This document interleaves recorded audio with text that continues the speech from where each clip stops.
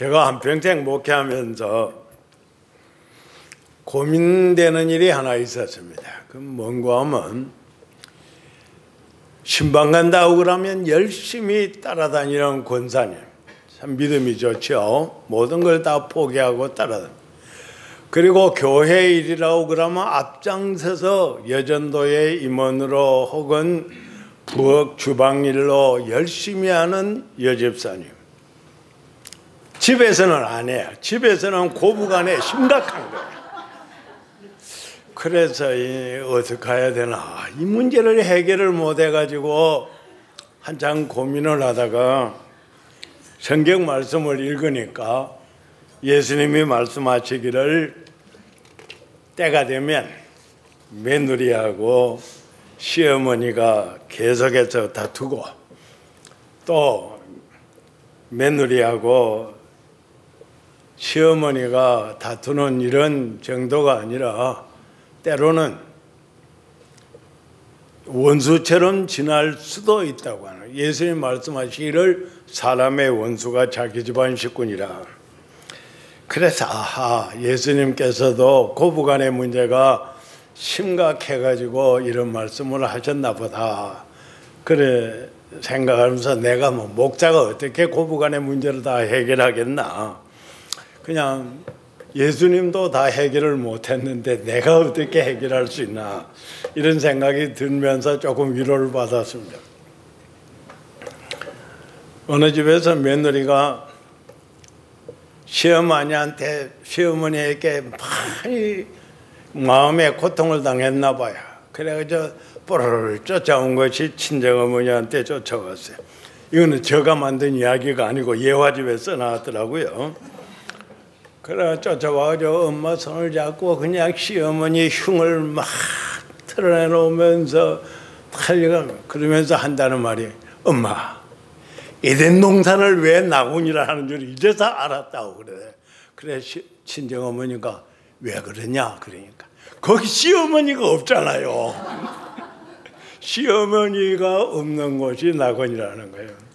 그래서 어머니가, 친정어머니가, 지혜로운 어머니가 며느리 딸 손을 꼭 잡고, 얘야, 안노인들이 나이 들면 자기가 좋아하는 음식을 너무 많이 드시게 되면 수명이 아주 많이 짧아진단다. 그러니까 오늘 돌아가서 엄마가 너희 시어머니가 좋아하는 음식을 알아가지고 가게에 가서 싱싱한 것을 골라다가 너희 어머니 입맛에 꼭 맞게 만들어서 대접을 해봐라. 그러니까 정말 그럴까요? 가서 해보라니까.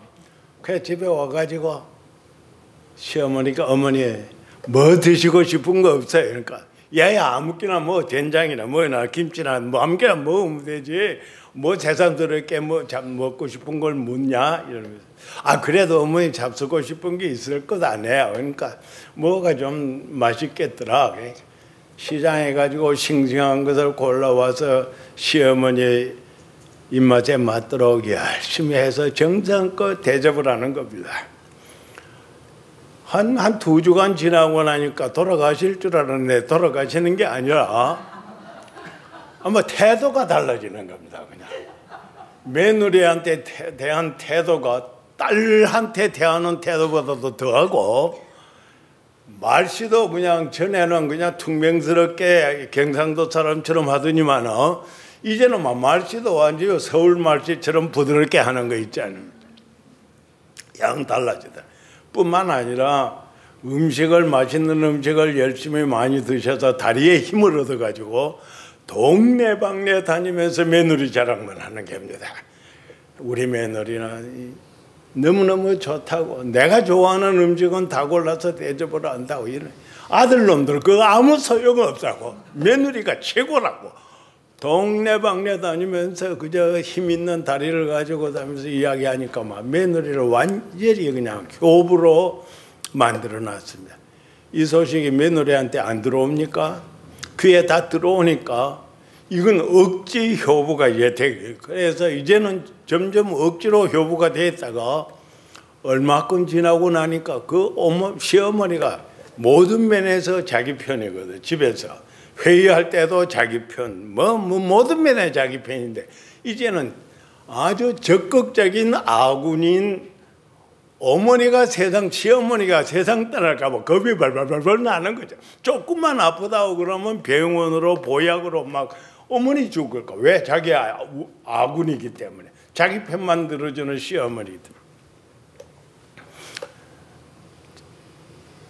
요즘 친정어머니들은 아마 딸이 와서 그러면 대뜸 팔 거지고 쫓아와서 한바탕 할 건데 이 친정어머니는 그러질 않았다. 아주 지혜롭게 그 딸을 잘 가르쳐가지고 고부간의 문제가 완전히 해결이 되고 그 가정이 화평한 가정으로 행복한 가정으로 이렇게 변하게 되어졌다는 겁니다.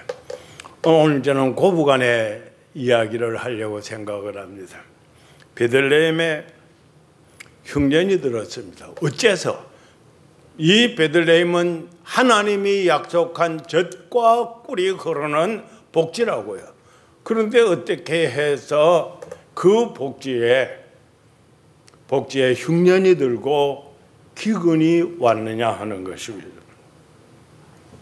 베들레헴, 이 베이트, 집이라고 하는 단어하고 레켐, 떡이라고 빵이라고 하는 단어하고 합해진 단어이기 때문에 베들레헴을 떡집이라 빵집이라 그렇게 우리가 표현을 하는데 어떻게 이 빵집에 빵이 없습니까? 떡집에 왜 떡이 모자라게 돼서 모두가 배가 고프냐.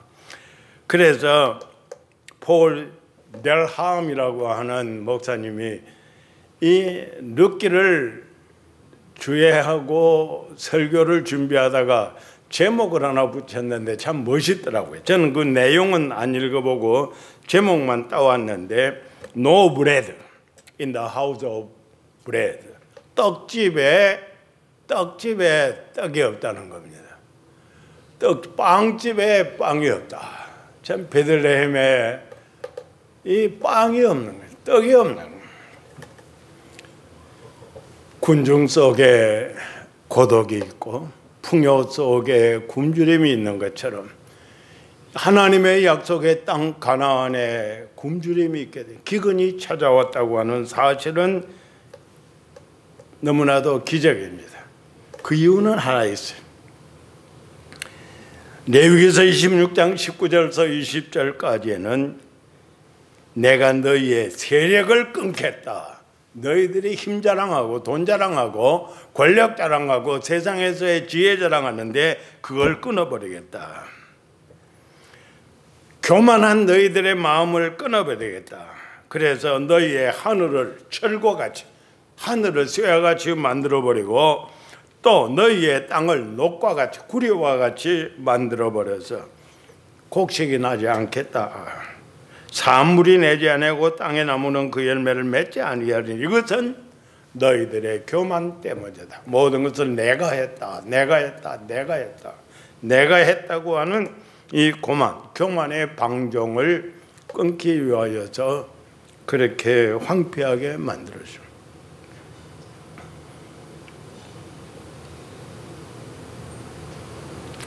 여러분, 저희 원고에 없는 이야기가 문득 생각이 나서 말씀을 드리는데 참 한국에 보면 기라성 같은 목사님들이 참 많습니다.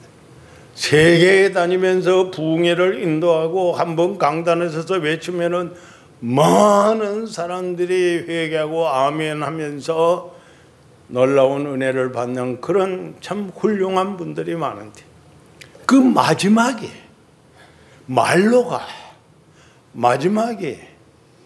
아름답게 영광스럽게 끝나지 아니하고 너무 비참하게 눈물겹게 자신뿐만 아니라 교계에 먹칠을 하고 하나님의 영광을 가리우고 마치는 그런 분들이 종종 있습니다.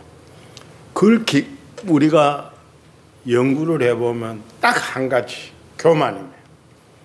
교만 때문에 내가 했다고 하는 교만이 마지막에 이런 무서운 결과를 빚어내는 것을 많이 봅니다. 그렇기 때문에 우리 인간은 내가 산을 옮기는 만한 믿음을 가지고 온 세상이 깜짝 놀랄 만한 이런 굉장한 일을 했다고 할지라도 내가 한 것이 아니고 오직 그분이, 오직 하나님이 하신 일이지. 내가 한 것은 하나도 없네. 내가 한 것이 아니고 하나님이 하셨다고 우리는 겸손하게 생각을 해야 됩니다. 흉년을 만나서 배가 고파서 이제는 엘리멜렉, 그의 아내 나오미, 그 아들 기럨, 말련, 이 네 식구가 아버지가 이끄는 대로 이민을 갑니다. 잠깐 동안 이민을 가는데 모압이라고 하는 곳으로 이민을 가게 됩니다. 그곳에는 하나님 없는 사람들이 살고 있는 세계입니다. 그곳에 이민을 가겠다는 것입니다. 여러분, 가족 부양은 좋지만은 가족들을 이끌고 마귀와 사탄이 우글대는 세계, 우상 숭배가 판을 치는 세계로 가족들을 이끌고 가서 잘못된 데에 감염당하게 하는 것은 좋은 일이 되지 못합니다. 엘리멜렉이라고 하는 이 호주의 이름은 엘리, 하나님이라고 하는, 엘리, 나의 하나님, 그 말이거든요. 엘리, 나의 하나님. 멜렉, 임금. 나의 하나님이 임금이시다, 이런 이름입니다. 그런데 이 엘리멜렉은 그 이름값을 못하고 하나님을 자기의 왕으로 모시는 이름값을 못하고 빵을 하나님으로 승상을 하기 위하여서 모압으로 이민을 가는 이름값을 못하는 인간이라고요. 제가 필라델피아 살 때 노회하면 지각을 많이 하는 목사님, 꼭 노회할 때 지각을 많이 하는 목사님 한 분 계셨는데 성이 윤가라고요. 그래서 내가 어느 날 그랬습니다. 윤 목사, 시간을 지키든지 그거 못하거든 성 바꿔라. 나는 시간을 잘 지키려고 애를 쓰는 사람 중에 이 엘리멜렉은 이름값을 못한다고요. 나의 하나님은 왕이라고 하면서 빵을 하나님으로 모시고 삽니다. 나오미라고 하는 이름은 어떤 이름입니까? 그는 나의 친절한 자, 나의 기쁨, 이런 뜻입니다. 그런데 나오미는 남에게 친절을 베푸는 사람이 되기는 커녕 다른 사람의 도움으로 살아야 되는 이런 자리에까지 떨어지고 말았습니다. 엘리멜렉, 그가 모압에 가서 빵을 위해서 가서 살았으면 빵 많이 먹고 떡 많이 먹고 풍부한 곡식 속에서 무병장수해야 될 텐데 아니에요. 모압에 가서 얼마 안 있어서 죽었습니다. 뭐 때문에 죽었다고 하는 거, 병으로 죽었는지 아니면 다른 일로 죽었는지는 몰라요. 아무튼 죽었습니다. 그리고 그곳에서 두 아들을, 말론과 기럨을 장가를 보냈는데 그 지방 여자, 모압 지방 여자를 아내로 맞이해서 가정을 이루었습니다. 이것은 그 가정을 파탄나게 하는 무서운 일 중에 하나였죠. 그러면 그 아들들이 그 자부들과 더불어서 행복하게 잘 살면 좋을 텐데 그러지를 못하고 이민 온 지 10년 만에 둘 다 죽었습니다. 이제는 과부 셋이 오떡남게, 이 세 여자는 비극의 여인의 중심에 서게 됩니다. 얼마나 비참합니까? 아무 능력도 없는 세 여자가 남아가지고 그곳에서 이제는 몸부림쳐야만이 합니다. 사람이 자기의 계산으로, 자기의 머리로, 자기의 어떤 지혜로 이곳에 가면 행복하겠다고 생각을 하는 것이 때로는 착각일 때가 너무나도 많습니다. 인간의 생각하고 하나님의 생각하고는 다르죠. 이곳에 분명히 물질 따라서 이곳에 왔으면은 그야말로 행복하게 살아야 되는데 그러지 못하고 다 남자들은 다 가고 여자들만 셋이 남게 되어졌습니다. 이사야서 51장 18절에 네가 낳은 모든 아들 중에 너를 인도할 자가 없고 네가 양육한 모든 아들 중에 그 손으로 너를 이끌 자도 없다. 이것이 현실로 나오미의 가정에 다가온 것입니다. 두 아들 낳아가지고 얼마나 기뻤겠습니까? 참 한국 사람이나 이스라엘 사람이나 모두가 다 아들 낳는 것은 굉장히 좋아하는데 두 아들이나 낳았을 때 기뻤지만 그들이 나오미의 손을 이끌고 행복한 세계로 영원히 가지를 못했고 그들이 자기의 손을 붙잡아줘서 이 어려운 때에 어려움을 피하도록 만들어 주지를 못했던 것입니다. 우리 한국인 부모들이 자녀들에게 실망하는 것이 그 이유 중에 여러 가지가 있겠지만 너무 큰 기대를 쏟아가지고 어릴 때 그냥 진자리 마른 자리 가려면서 기르는 것은 괜찮지만 사교육에다가 전력 투자를 다하고 아니면은 기러기 엄마가 될 정도로 남편 내편 갖추고 와서 이 외국에 가서 교육시킨다고 그렇게 하면서 이렇게 했는데 그 자녀들이 자기에게 잘해주지 아니할 때 그냥 실망하는 거죠. 내가 너를 어떻게 길렀다고, 내가 너를 어떻게 키웠는데 넌 내게 이렇게 하느냐. 그렇기 때문에 적당하게 하고 학비 대주고서는 딱딱 사인을 받아놨다가 다음에 받기로 한다면은 문제는 없는데 아니라고요. 그래서 실망을 하는 거예요. 이 성경이 내가 낳은 자식이 내 손 붙들어주고 이끌어 주겠느냐?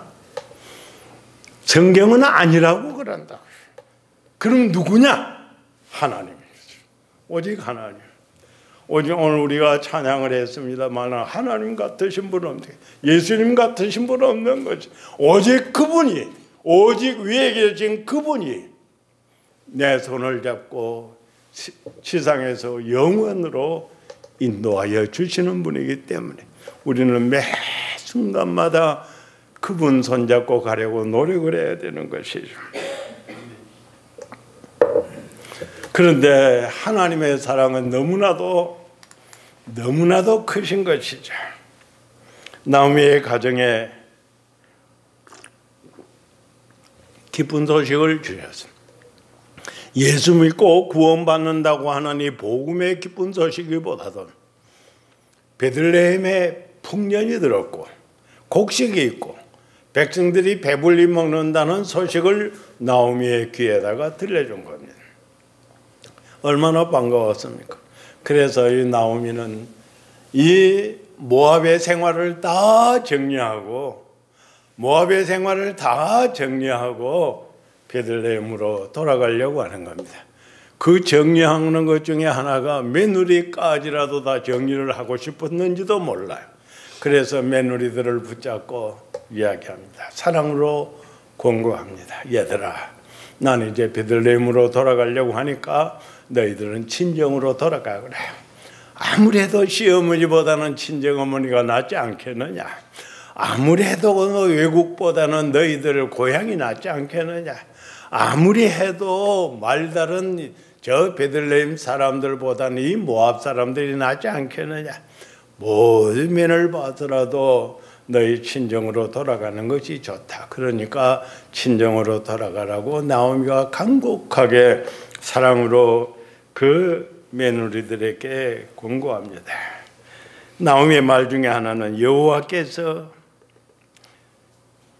너희 가는 길에 인도하시고 여호와께서 너희에게 허락하사 각기 남편의 집에서 위로받게 하시기를 원하노라. 참 멋있는 시어머니입니다. 그 며느리들에게 하나님의 이름으로 축복을 하고 있습니다. 하나님의 이름으로 축복을 합니다.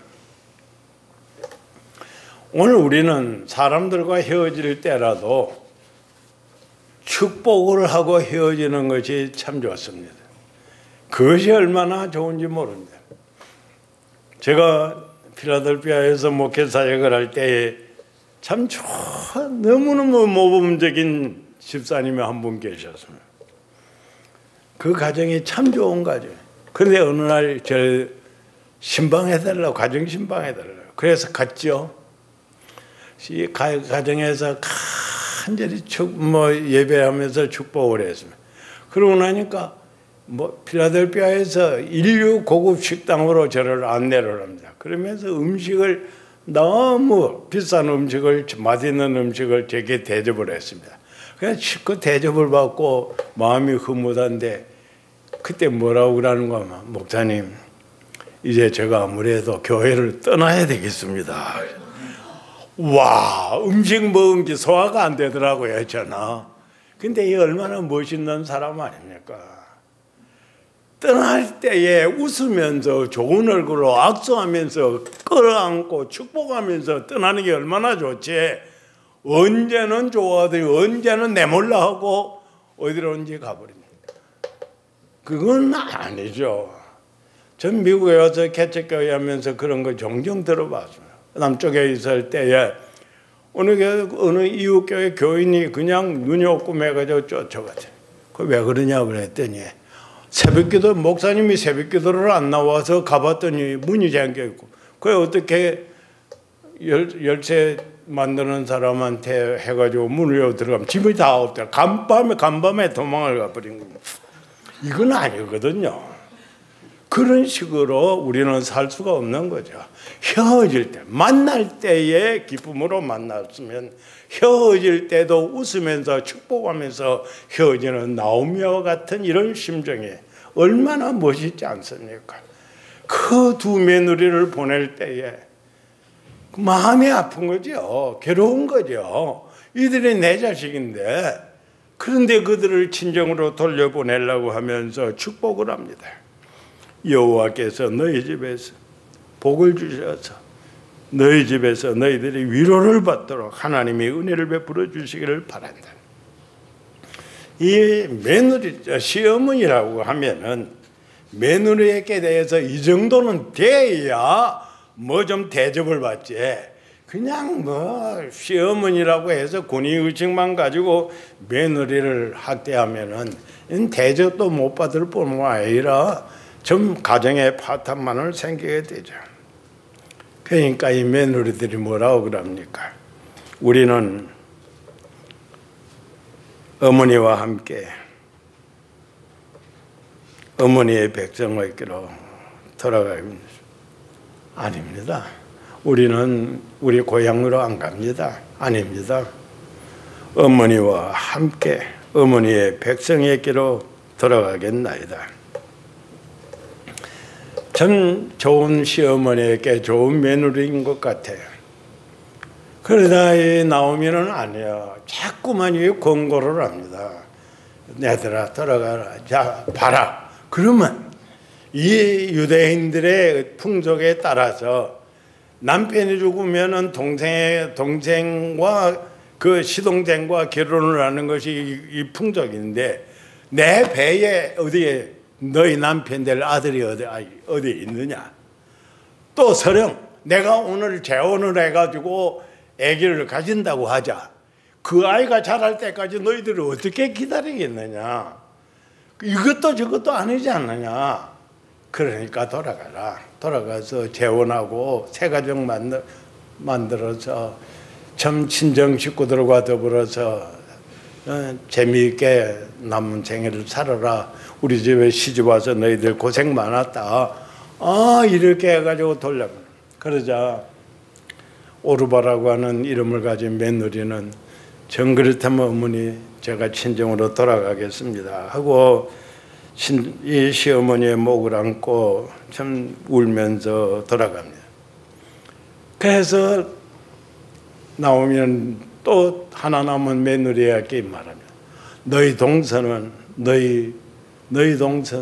고향과 민족에게로 친정으로 돌아갔지 않느냐. 너도 동서처럼 돌아가라 하고 룻에게 간곡하게 또 말합니다. 우리 16절과 17절을 1장 16절과 17절을 읽겠습니다. 성경 다 펼쳐주셨습니까? 아니면은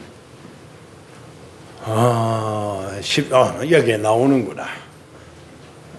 여기에 나오니까 16절, 17절. 우리 이것만은 성경 읽을 때는 다 일어서는 게 참 좋은데 다른 건 놔두대로 오늘은 한번 일어서서 읽겠습니다. 룻기 1장 16절과 17절 봉독하겠습니다. 룻이 이르되 내게 어머니를 떠나며 어머니를 따르지 말고 돌아가라. 강권하지 마옵소서. 어머니께서 가시는 곳에 나도 가고 어머니께서 머무시는 곳에서 나도 머물겠나요. 어머니의 백성이 나의 백성이 어머니의 하나님이 나의 하나님이 되시리니 어머니께서 죽으시는 곳에서 나도 죽어 거기 묻히리. 만일 내가 죽는 일 외에 어머니를 떠나면 여호와께서 내게 불을 내리시고 더 내리시기를 원하나이다 하는지라. 하나님의 말씀입니다. 앉으십시오.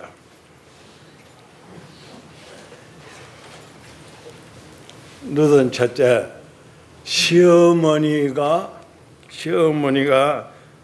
가는 곳에 함께 가겠다. 시어머니하고 함께 가려고 결심을 합니다. 비록 한 번도 가본 일이 없는 나라 마을입니다. 비록 그 길이 강을 건너는 길이라도 함께 가겠다. 산을 넘는 길이라도 함께 가겠다. 가시밭길을 가는 길이라도 함께 가겠다. 어머니를 떠나지 말라고 하십시오. 어머니께서 가시는 곳에 나도 가겠습니다.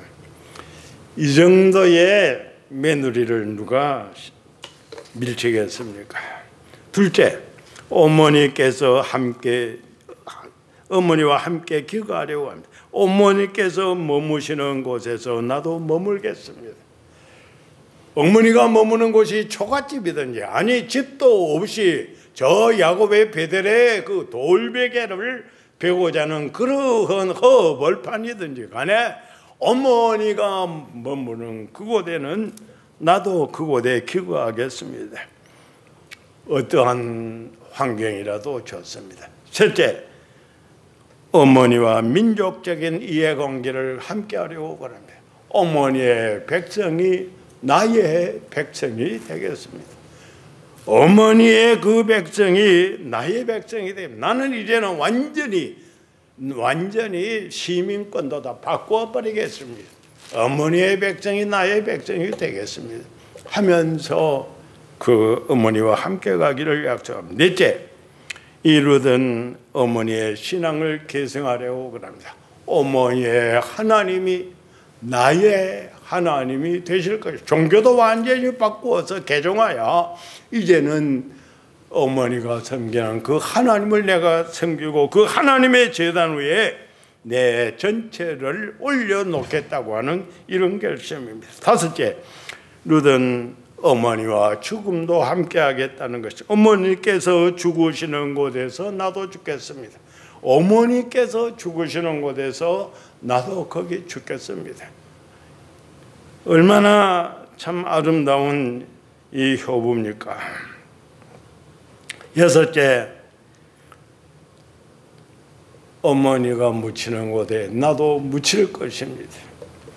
어머니의 무덤 조그맣게 하나 만들어 놓고 그 어머니의 시체 곁에 나도 들어가서 합장이 되어져서 함께 무덤 속에 있다가 그 어느 날 부활의 날에 같이 부활해서 그 어느 세계 어머니가 가고 싶어하는 그 하늘나라의 세계에 나도 같이 들어가겠습니다. 이러한 멋있는 결정을 합니다. 마지막 일곱째, 만일 죽음 이외에 죽는 일 외에 내가 어머니를 떠나면 하나님께서 내게 벌을 내리고 더 내리시기를 원합니다. 이런 아주 결단의 순간에 나오면 더 이상 말을 못합니다. 더 이상 며느리들어 돌아가라고 말을 하지를 못하고, 그러냐, 함께하자, 같이 가자. 결국은 이 고부는, 이 며느리와 시어머니는 베들레헴으로 돌아옵니다. 베들레헴으로 돌아와서 무엇을 합니까? 사업을 합니까? 농사를 짓습니까? 아무것도 없는데 시어머니를 복양을 해야 되겠습니다. 그래서 여자로서 할 수 있는 일을 나무밭에 이삭을 주스러 나아가는 겁니다. 하나님의 길에 의해서 농사하는 사람들은 거두어들이는 때에 다 거두어가지 말고 조금씩 떨어뜨려 놓아야 과부들이나 고아들이나 나그네들이나 그것을 주워다가 먹고 죽지를 않을 테니까 그렇게 하라고 하는 하나님의 율례에 따라서 이 밭에도 약간의 곡식을 떨어뜨려 놓습니다. 그래 거기에 가서 이삭을 주워서 가지고 와서 어머니를 복양을 하고 있습니다.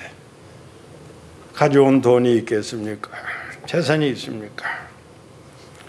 그런데 그 밭이 보아스의 밭이었었습니다. 그리고 이 룻이 보아스의 아내가 됩니다. 이거 하나님의 보상이죠. 하나님께서 보상하신 것입니다. 에베소서 6장 23절에 내 아버지와 어머니를 공경하라. 이것이 약속 있는 첫 계명이니 이로써 네가 잘되고 땅에서 장수하리라. 내가 잘되고 모압 땅에 있는 한 남자에게 시집 갈 뻔했던 이 룻이 하나님 잘 섬기는 이스라엘 가문에, 그것도 농토가 많은 보아스의 아내가 됩니다. 이것이 하나님의 보상이 아니고 무엇입니까? 하나님께서 보상하여 주십니다. 보아스가 이 룻에게 언젠가 한 말이 있습니다.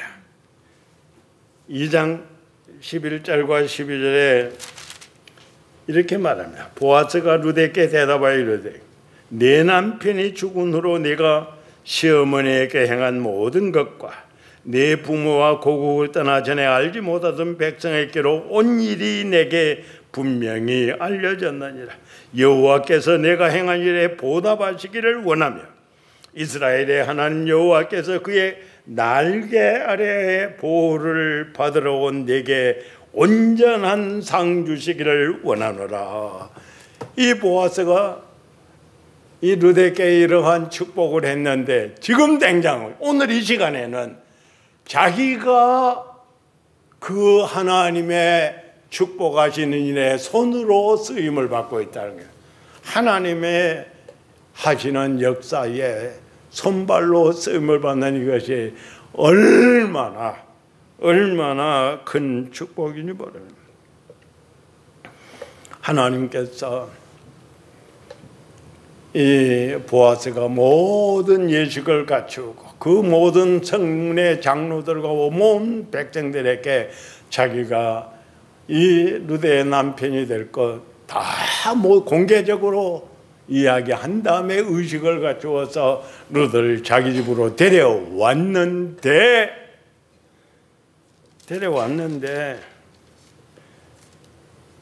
하나님께서 놀라운 은혜를 베풀어 주십니다.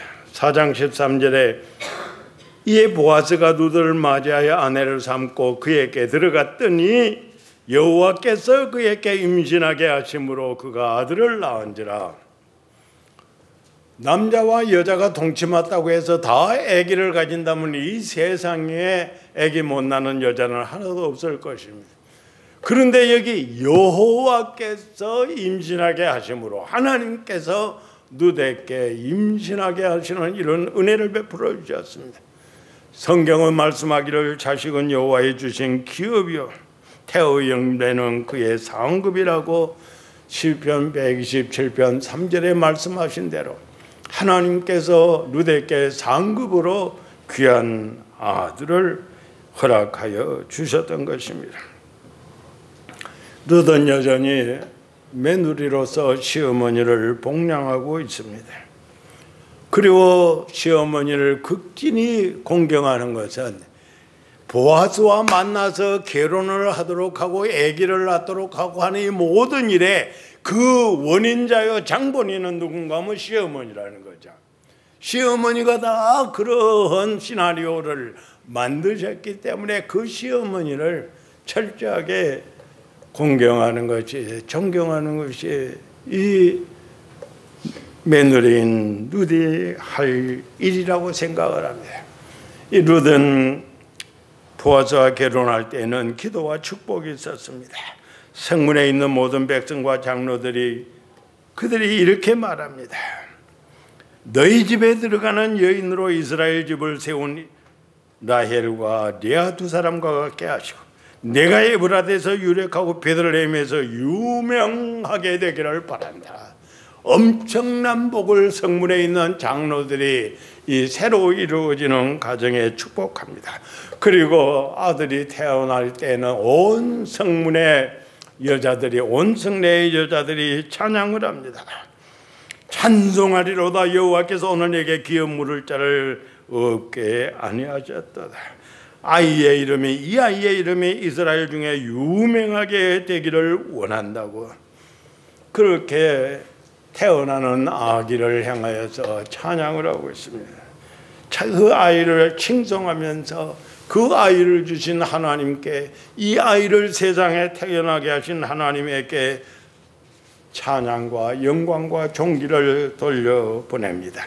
그러면서 이 베들레헴의 여인들이 나오미에게 이런 말을 합니다. 이 내 며느리는 너를 사랑하며 일곱 아들보다도 귀한 며느리라, 이렇게 말합니다. 이 룻은 시어머니를 사랑할 뿐 아니라 이 룻은 일곱 아들보다도 더 귀한 아들도, 그 나오미의 몸에서 나온 두 아들도 어머니를 남겨놓고 죽었는데 이 며느리가 룻이 일곱 아들보다도 더 귀한 위치에서 생활하게 되어졌다는 것입니다. 사랑의 끈은 혈련의 끈보다도 몇천 배 더 강한 것입니다.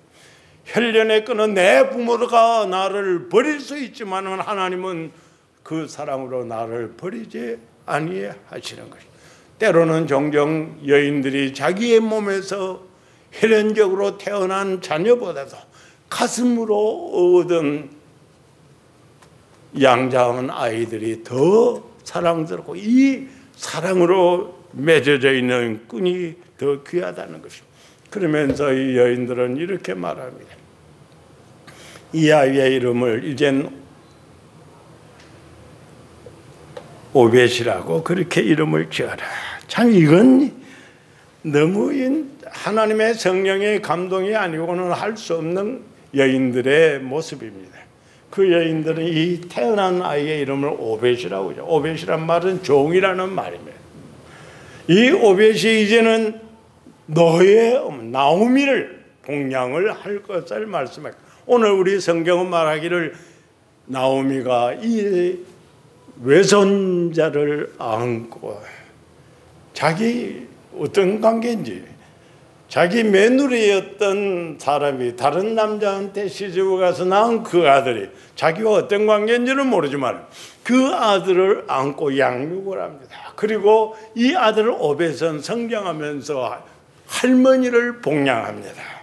이 관계가 얼마나 사랑으로 얽혀져 있는 관계가 너무나도 아름답고 놀랍다는 것입니다. 성경이 뭐라고 그럽니까? 자녀들아, 너희 부모를 주 안에서 공경하라. 이것이 옳으니라. 이것이 약속 있는 첫 계명이라. 내가 땅에서 잘되고 장수하리라. 이 하나님의 약속은 변하지 않습니다. 이런 놀라운 은혜가 우리 모든 성도들에게 임하고 우리 성도들의 가정이 하나님 섬김으로 복된 아름다운 가정이 되어지기를 바랍니다. 다 같이 기도하겠습니다.